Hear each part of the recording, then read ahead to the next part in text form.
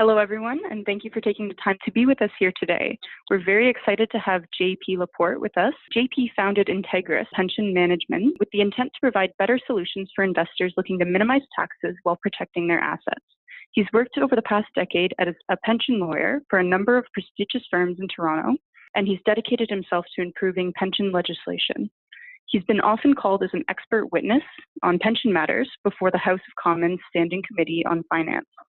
He's written a number of seminal articles on pension reform, most notably on expanding the Canadian pension plan.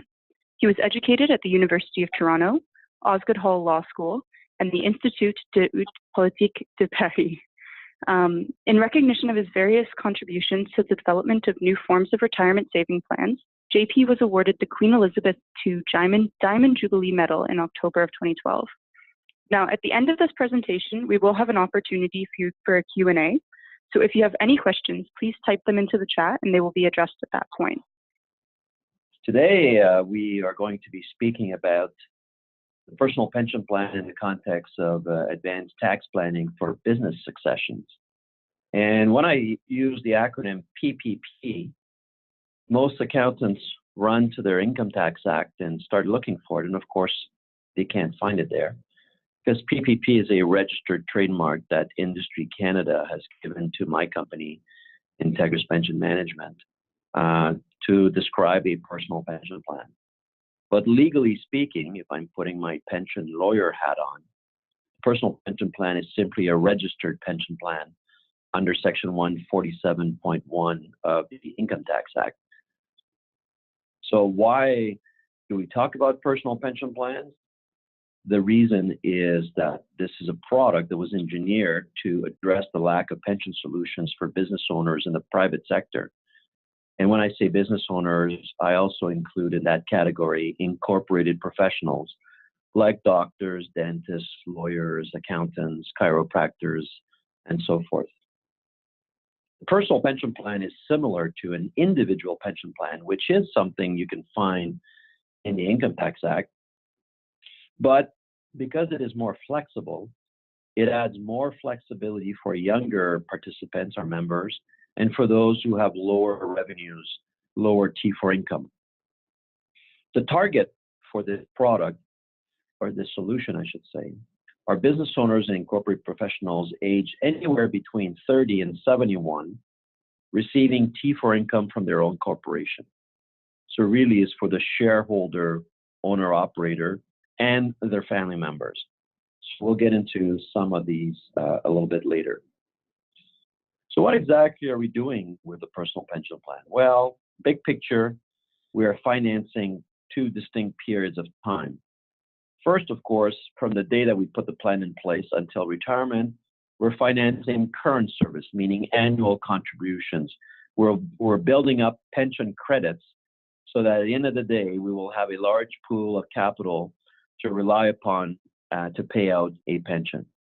But we can also finance past service, meaning that if the corporation has been in existence for a number of years and throughout its existence has paid the business owner or your clients T4 income, that we can catch up and also purchase past service under the same pension plan.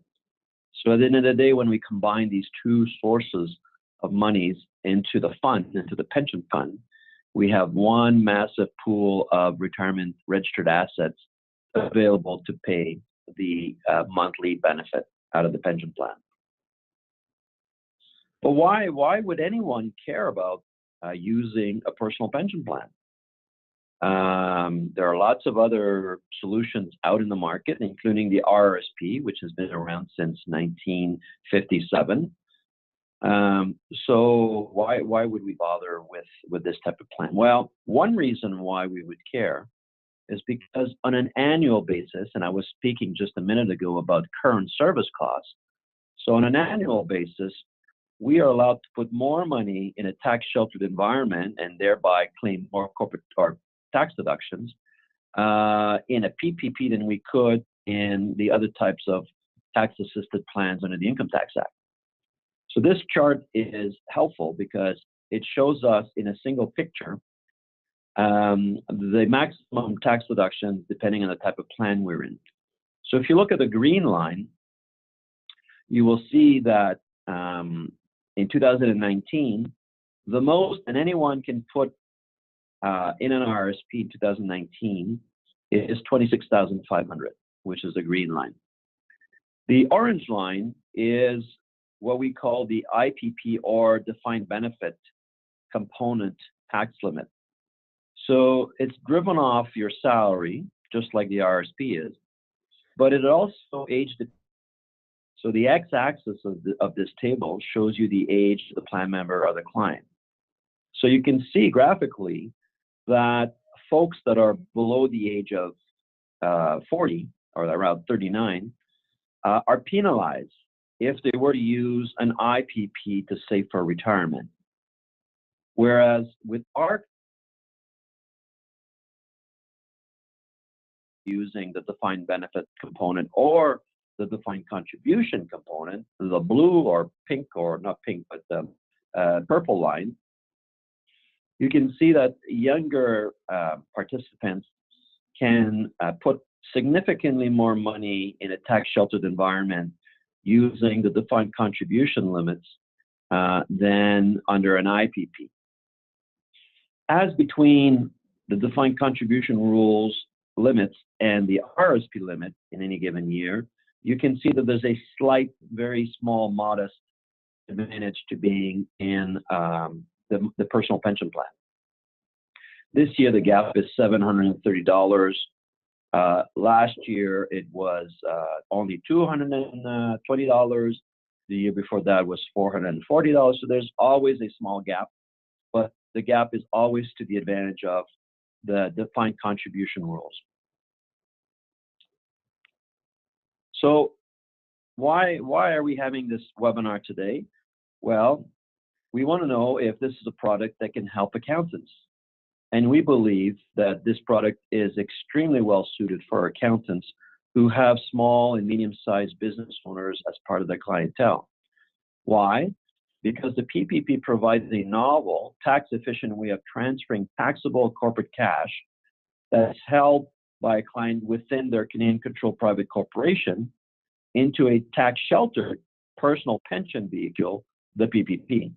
And it can do so while the business is operating, on the sale of a business, and on death. So there's three temporal situations where the PPP is an extra tool in the toolkit of the accountant. And we'll get into all of these sequentially. So let's start with while the Canadian Controlled Private Corporation is ongoing. And by way of context, of course, we all have the more no tax measures in mind. The fact that keeping the money inside of the corporation and investing it passively only works up to a certain point, and after that, it starts to grind down the $500,000 small business deduction allowance on a 1 to 5 basis. For every $1 of passive investments above the $50,000 free buffer, $5 of the $500,000 limit gets eroded and exposes corporate revenues to a higher tax rate. So the name of the game, therefore, is can we use pension legislation to shelter more money than what RSPs allow? And the answer is yes, because pension legislation is a lot more generous than RSP laws. And this is what the next few slides explain.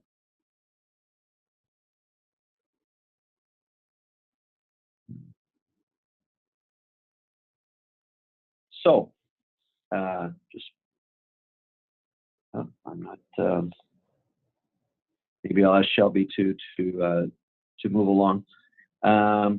The first thing that you have with an RSP is you have your annual limit. We've already talked about the $26,000 500 advantage, but PPP, you're allowed to put more as per the graph that we were just looking at. So you can see that there's at least a $720 advantage, and it can go all the way to almost $18,000 more. Then we have the ability to buyback past service. And we talked about that when I was showing the graph that shows the current service and the past service. We also have the ability to do special payments if the rate of return on assets inside the pension plan is less than 7.5%. So if the assets inside of the defined benefit or IPP portion of our plan do not earn 7.5%, there is an obligation on the company normally to cough up extra money that we call special payments to top up what's sitting in the pension plan. And those special payments are also tax deductible to the company. Just see if I can. There's also the investment management fees. So if you have an RSP or a TFSA and an investment advisor levies management fees, those fees are not tax deductible in those types of plans. But under pension legislation, when the company pays for those investment management fees, they are tax deductible. If the company has to borrow money, the interest is tax deductible, which is a nice feature. If the company decides to, or if the plan member decides to retire early before age 65, there is an ability under pension legislation to get the pension plan to pay an even higher early unreduced pension that's indexed to the cost of living. And these additional bells and whistles that the pension plan is offering get funded by the corporation through a terminal funding payment. So we've seen those go from $300,000 to $800,000. The record is $1.7 million of corporate tax deductions just to buy back past service. To buy back terminal funding. So that's one massive tax deduction that we don't see with RSPs. Another one is what we call the pension adjustment offset amount. So I told in the first year when we set up a pension plan, not only do we get a corporate tax deduction for contributing to the PPP, the member can also contribute to the RRSP. And the reason why that is because the RRSP contribution this year is based on last year's earned income, whereas the PPP contribution is based on this year's pensionable salary. In subsequent years, you don't have this double dip, but you do have a tiny $600 additional tax deduction at the personal level called the pension adjustment offset amount. We can also get the HST entity rebate program because this is a pension plan. So for example, if as a result of paying fees, there's HST levied, a third of the HST can be reimbursed to the sponsor of the pension plan by filling out a form under the Excise Tax Act, the GST-HST legislation. And that program, for those who may not be familiar with it, was introduced back in July of 2010 by CRA. Now, not only can we get all of these additional tax deductions, but even when the money comes out of the pension plan at the tailpipe, because it's a true pension plan, not a RIF or an RSP, we can do pension income splitting with a spouse who doesn't have to work for the family business. Just being a spouse is enough to qualify you. And we can start this pension income splitting as early as age 50, whereas with the RIF, you have to be 65. So that, of course, can save tremendous amounts of cash for a couple. And the basic math is that net of our fees, our annual fees, as someone claiming or getting a $100,000 a year pension from a PPP and pension income splitting with a spouse would save, the couple would save about $4,000 in income tax every year. That's after paying us. So this is net of our fees. And if that wasn't enough, we also have the ability for that same couple to claim a $4,000 or $2,000 times two annual pension amount credit. It's a non-refundable credit. So and that can start as early as age 50. So that alone is a $60,000 additional tax break that our clients get that people with RSPs and RIFs aren't able to capitalize on. So the basic question that we have for accountants and their clients is, well, is anyone ready for an upgrade?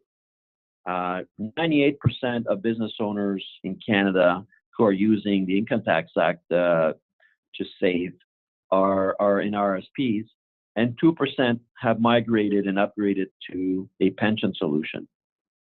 So the question is, should we be content with that type of division, or should we educate clients about the fact that pension legislation is available and is a lot more generous and allows them to not only protect themselves from the more no tax measures, but also stash away a significant amount of additional capital to grow in a tax sheltered environment.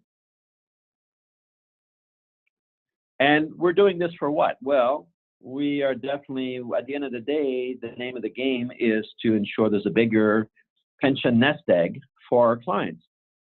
So if mathematically we're allowed to put more money than in an RRSP, and let's assume that the assets grow at the exact same rate of return. So in this particular graph, both are growing at 7.5%. So we're not taking any additional market risk. What is the end result for the client besides being able to claim much larger tax deductions every year?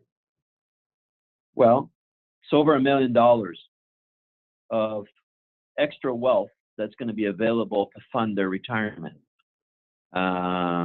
using registered dollars.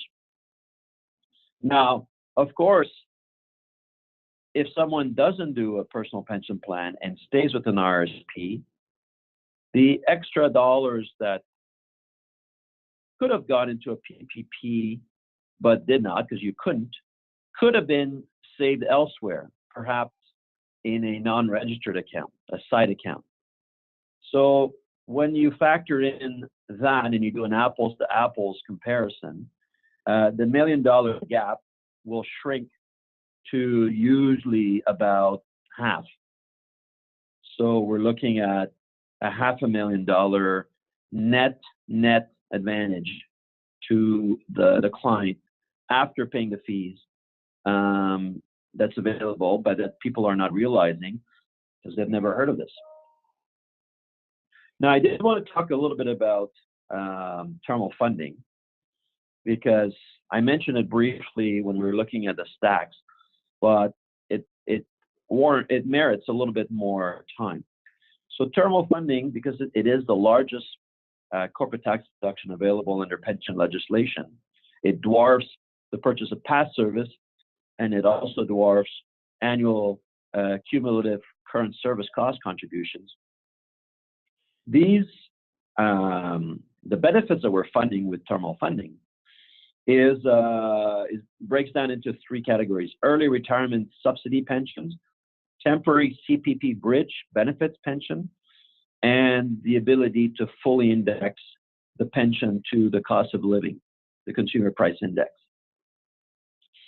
So it is important to realize that while on the pro side, it does provide more funding at retirement,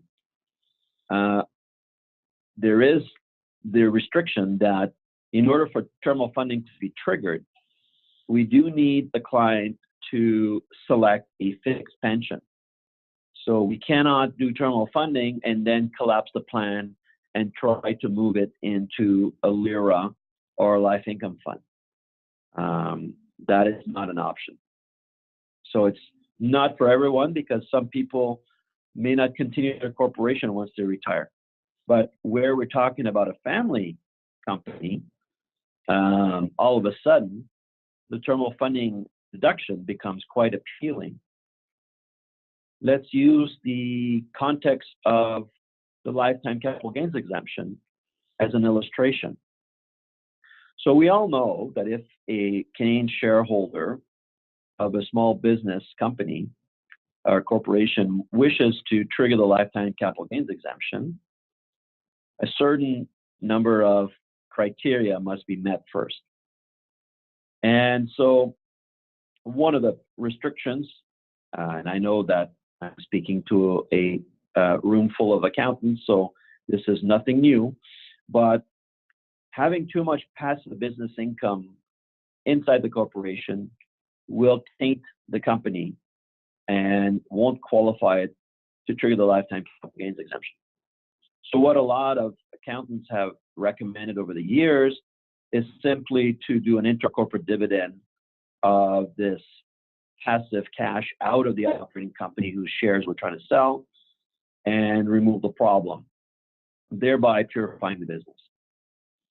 But what we're saying is, why not purify by claiming a corporate tax deduction and moving the money out of the operating company, all this passive income that's tainting it, and dumping it inside of the personal pension plan, thereby creating a tax-deductible expense for the business.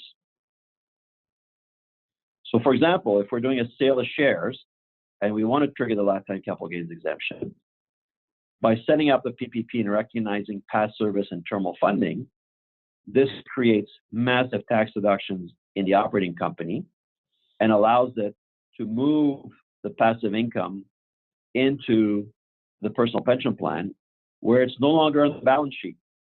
It's no longer a problem for the lifetime capital gains exemption. But as an extra bonus, we've also given the company tax savings, which could be passed on to the purchaser and therefore reduce the purchase price.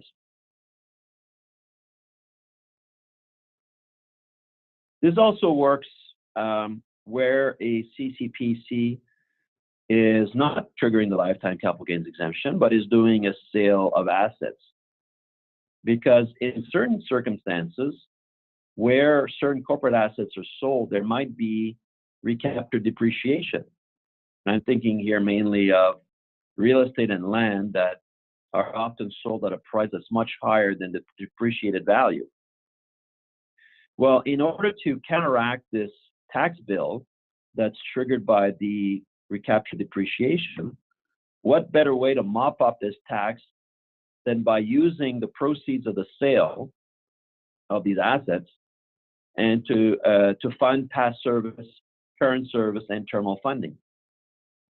Because that creates an offsetting pension expense in the company that may partially or sometimes fully neutralize the taxes created by the recaptured depreciation.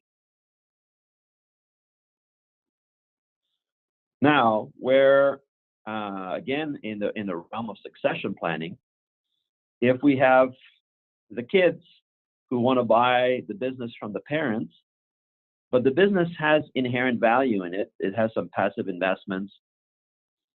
One great way of making the whole deal work is to say, okay,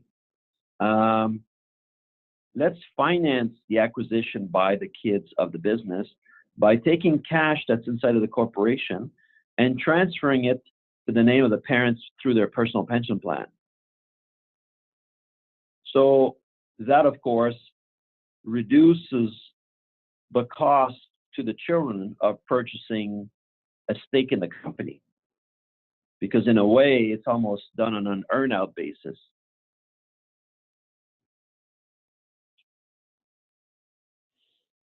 Now, the interesting thing is that if a PPP is put in place for the owners, the parents, and the children are joining the business and are going to be starting to collect salaries from that same business, which makes sense if they're employed by it, they can be added to the parents' PPP to create a family PPP. And this is where the magic really occurs.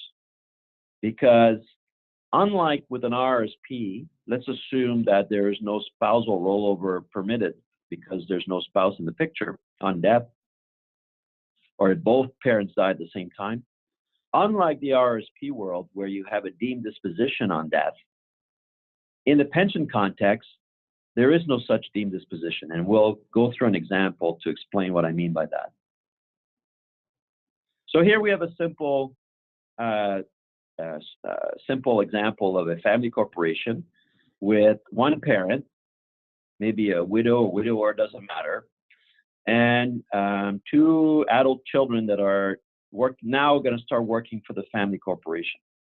So everybody's getting T4 income because they're rendering legitimate services to the company.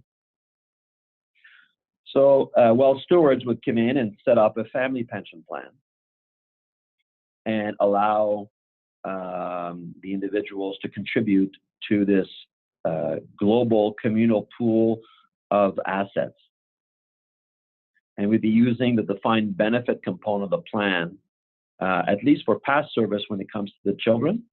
They could, if they wanted to, on a go-forward current service basis for each year, use the defined contribution side of the plan instead, because the limits are higher. So this is great. All of a sudden, the business owner decides to retire and asks to get his or her monthly pension from the common pool, no longer receives a salary, and everybody's happy. All of a sudden, unfortunately, the business owner passes away. Again, had this been an RRSP, there's no spousal rollover, there would have been a deemed disposition of the assets of the RRSP and a massive tax bill to the estate. The children, as beneficiaries, would have gotten the leftovers. But because this is not an RRSP, but a pension plan, the assets are considered surplus. The monies that were earmarked and set aside to pay the parents' monthly pension is no longer required because there's no one to pay the pension to. So legally, it's considered pension surplus, and it's trapped inside of the registered pension plan. It's not taxed. And because it doesn't leave the plan and doesn't flow through the estate of the deceased parent, there is no probate fees levied under provincial laws either. So in effect, the two children that are still active members of the plan have inherited this massive windfall of assets that have been put aside for the parent. Now, one last detail about this. You might be asking, well, do the kids have to be in the family business forever to cash in on this? And the answer is no. If the kids or the adult children decided to leave the family corporation and go work somewhere else, they have the freedom to do that, of course. The only thing is, in order for this to work for them, they would have to select for a deferred pension at the time of termination of employment. If they selected to transfer their money out, then they would no longer be eligible to get the surplus. So I've talked about the PPP in general terms, but if we were to raise the hood and look at the engine, what would it look like? Well, the PPP is and I've already mentioned this, is a registered pension plan governed by Section 147.1 of the Income Tax Act, but it is a special kind of pension plan. It's a combination pension plan that has three components under one roof. It has a defined benefit component, which is everything an IPP offers. We already offer it. So there's nothing that an IPP offers that we don't offer.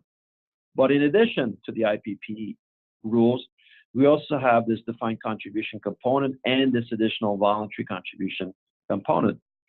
So the plan member has the freedom every year to flip between either the defined benefit or the other two accounts each year, back and forth, if they so wish. And the reason why it's done that way, there's a whole bunch of tax optimization reasons, but just from a simple cash flow management point of view, this allows us to dramatically dial down the required contributions to the plan in any given year. So let's say under the defined benefit component of the plan, based on the age of the plan member the required contribution works out to 26% of salary. And the business is experiencing a tough time, so they don't want to put 26% of salary. So they tell us, well, okay, we're going to go DC next year. Under the DC rules, all that's required is 1% of T4 income.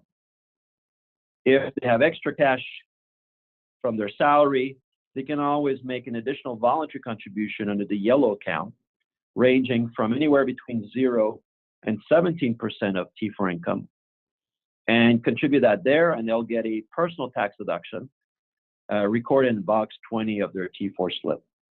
They can also, at any time, with any amount, roll in additional RRSPs into the AVC account.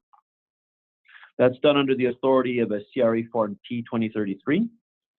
And what it does is that creditor protects the assets, and it allows the company to start paying for the investment management fees, whereas that's not permitted under RRSP rules. So how do the components work? Well, here's an example of how this flexible combination style structure can really give the business owner a lot of flexibility and a lot of tax relief. So on the x-axis, we have years, and what we're looking at are tax-deductible contributions made to the pension plan, depending on the type of portion of the plan or component we're using. So in year 1, we have a defined benefit contribution, but then years 2 and 3, the company is experiencing some cash flow issues, so they switch into the 1% DC component and just keep the plan on life support. Years 4 through 8, business picks up, companies making lots of money, so they switch back into the defined benefit component. And as per the graph that we looked at a while back, that rises with age, we're able to put more and more money each year. Year 9, another problem, we switch back into 1% mode. So this is great in terms of managing cash flow, but from a pension planning perspective, it's not so great because we've got 2 holes in the pension fund. We didn't put a lot of money in years 2, 3, and 9, so obviously the pension won't be as generous as what we'd expect, which is not a problem with us because all we have to do is file a plan amendment and convert the defined contribution years back into defined benefit years. And then we can do a buyback of past service and pick up all the tax room that we weren't utilizing because we didn't have the money. Now that we have the money, let's get the deductions into the plan. And we also have a fully funded benefit. So with all of these incredible tax deductions, we're obviously going to end up with a much bigger retirement nest egg. The question is, what happens at the end? Well, there are options, and these are guided by pension law. So one option is to collapse the plan and transfer the money to a LIRA or a LIF, depending on the age. And then there'll be a cash component, which some of that will be taxed away. So that's one option. Another option is to purchase an annuity. So there are certain types of annuities, like copycat annuities, under Section 147.4 of the Income Tax Act, that allows you to purchase an annuity that won't cause a tax consequence for the plan member. If you do decide not to wind up the plan, there is the option of paying a pension directly from the pension fund to keep the plan running. This is really ideal when we're talking about family businesses, where the children don't mind keeping the plan for the parents. One of the great things about this option is, of course, you can do pension income splitting. If there is surplus in the plan, the surplus is not locked in by provincial pension legislation, so it can be extracted.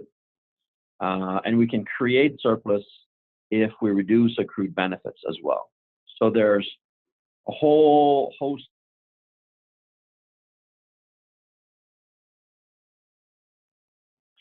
costs. This is interesting because a lot of people always say, oh, gee, I wonder how much this is going to cost. Does it make sense? Do the costs outweigh the benefits? Well, the answer is yes.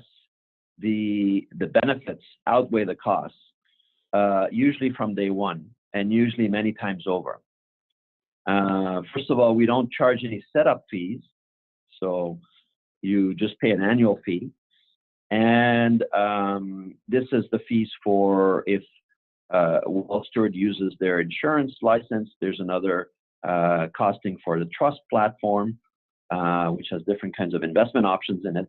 But just to go through these, you can see that the annual cost is modest, and it's also tax deductible, and it shrinks per member. So as you add more members to the plan, each plan member pays less and less, so that we have economies of scale built into the system. And then if there are additional investment management fees, those of course would be charged just like an RSP. But there is no Integris management fees where we're using a trust platform.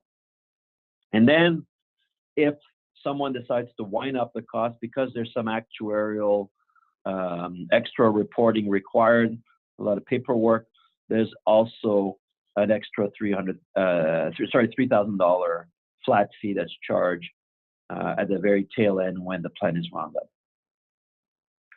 So that last one should not be under annual cost because it's not an annual cost, it's a one-time cost. But what's interesting about all this is because the PPP allows clients to access tax savings that they didn't know they had, instead of paying the CRA monies, they're hanging on to their money because it gives them a tax deduction. So the taxes that they would have paid, part of it is like a budget to pay our annual fees, so that at the end of the day, the whole thing finances itself, because net of our fees, the tax savings outweigh the costs many times over. In this particular example, over a 9-year period, I think this was a doctor that we ran an illustration for. When you tabulate all of the tax deductions, and we assume a 15.5 corporate tax rate. Now I know that in Ontario that has dropped. The tax refunds triggered exceed the total fees paid by a factor of 5. So it's as if Integris had cut a check to the client saying, don't pay us, we've already paid ourselves. Here's $94,000 just for being a client of ours. Please enjoy and drink responsibly. So that's the end of the actual presentation. I wanted to reserve time for questions. Okay, thank you very much, JP. That was a great presentation. We do just have a couple questions to end it off. Are there special payments in the event of underperformance of the investments? Are there special payments in the event of underperformance of investments mandatory?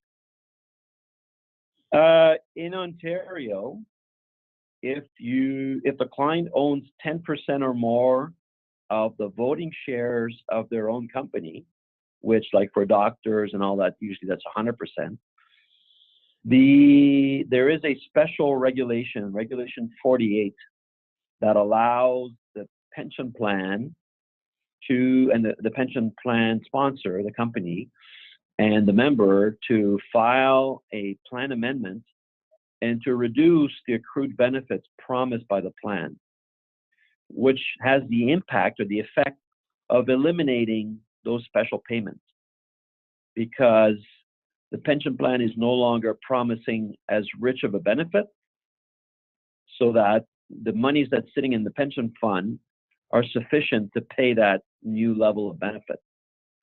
So the answer is it's not truly mandatory if you rely on Section 48, but if you do have the cash, you should be making those special payments. So it's kind of an escape hatch. Right. Okay. And one other question. Do the annual fees include actuarial costs? Yes, yes, that's all inclusive. Okay. Excellent. And just one more. How much can the past service contributions be? Well, we can recognize past service all the way back to 1991 for connected persons. And I believe the highest past service corporate tax deduction we've ever recorded in the past 6 years was $570,000. Okay. And just a follow up to that, does the company have to contribute all past service contributions in the first year? Nope. No, in fact, it's extremely flexible. So first of all, there is no obligation to recognize all those years. Like let's say back to 91, we could say we're only going to recognize the last 10 years, and then 10 years later recognize the rest. So the timing of recognizing the liabilities is totally within the control of the company. And even if you did recognize all of the past service all at once, there is no requirement to fund it all up front. In Ontario, we have 3 years, practically speaking, to be able to recognize to pay down that or amortize that payment. Great. Just one other question. Do all shareholders have to participate? Nope. No, again, no such requirement. Now, if it creates inequity amongst the shareholders, because really we're funneling corporate commonly owned value out of the company into the hands of one single shareholder.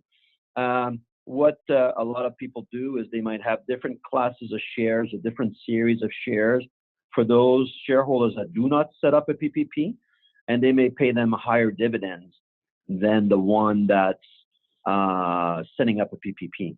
So there are ways to equalize on the back end to make sure that there's equity amongst the shareholders. Great. Okay, we just had one other question come in. There's a few parts to this. So what are the assets invested in? Is there any restriction on the type of investments? What happens when the husband and wife both die? And when is the latest time that a pension has to be paid out? And can you get terminal funding for retirement and then return to a company as an employee? I can take those one at a time if you prefer. Yeah, if you don't mind breaking them down for me. Yeah. So what are the assets invested in? Okay. So again, Integris doesn't invest the assets. We partner with licensed portfolio managers and investment advisors like wealth stewards. And it's them in consultation with the client that build the portfolio. Now, because these are pension plans, they can be invested in stuff that is not RRSP eligible. So the realm of potential investments is much broader than being in an RRSP. So certain asset classes like alternatives or units of limited partnerships and things of that nature are allowed under pension legislation, but they're not under RRSPs. Next question. So if there are, is there any restriction on the type of investments? Yeah, so the restrictions are quantitative and in nature mainly. So what we're not allowed to do is self-dealing. So let's say I have a PPP with $1 million of cash in it.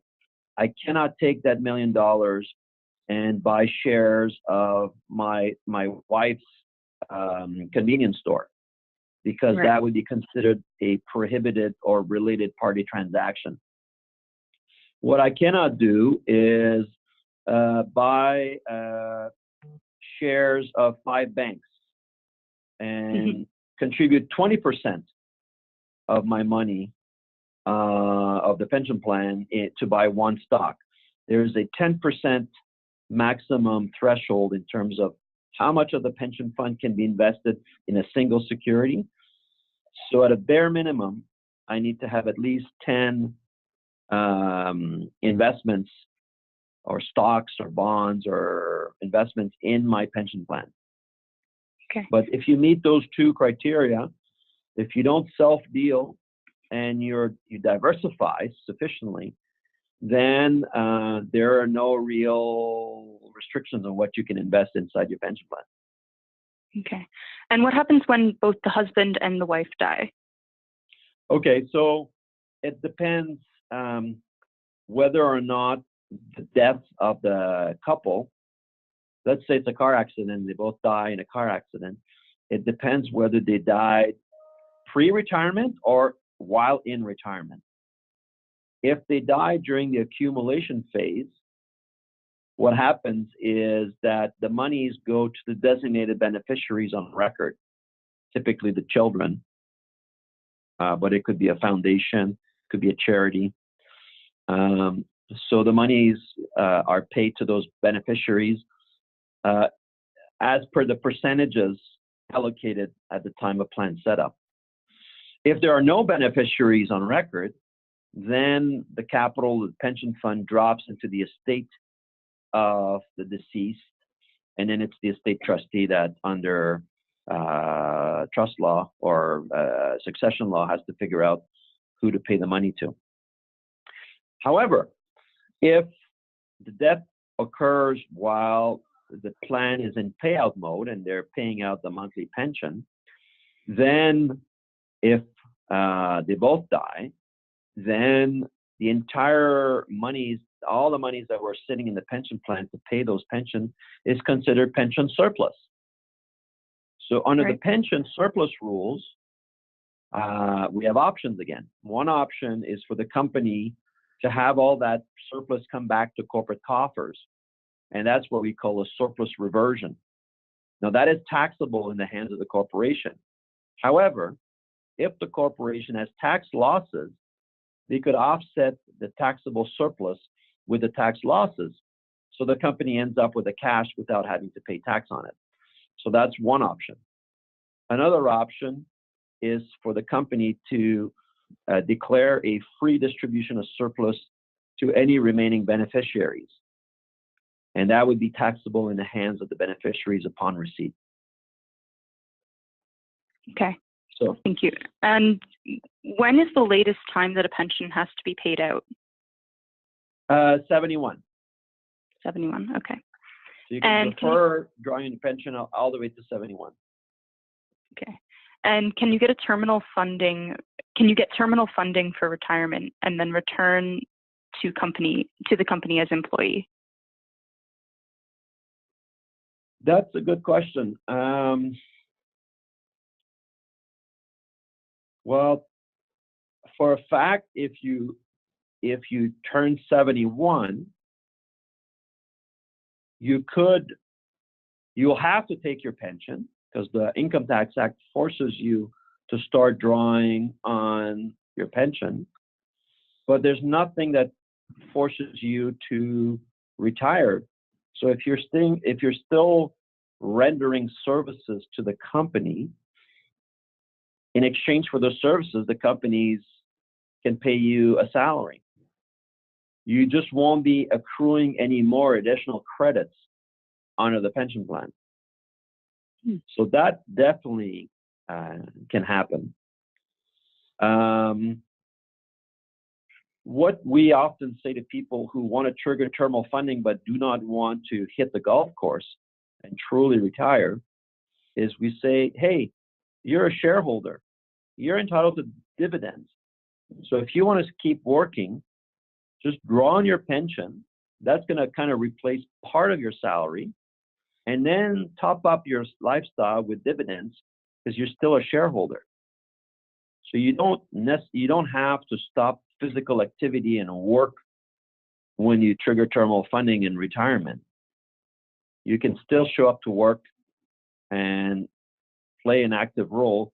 You're just no longer on the payroll as an employee. You're just a shareholder showing up to work. Thank you very much. I think that answers all the questions that we had. If there are no other questions, then that'll bring us to the end of the webinar. Thanks so much to everybody who's joined us. Thank you very much, JP, for your time. We really appreciate having you here. My pleasure. All right. And have a great day, everybody. Bye-bye. Bye.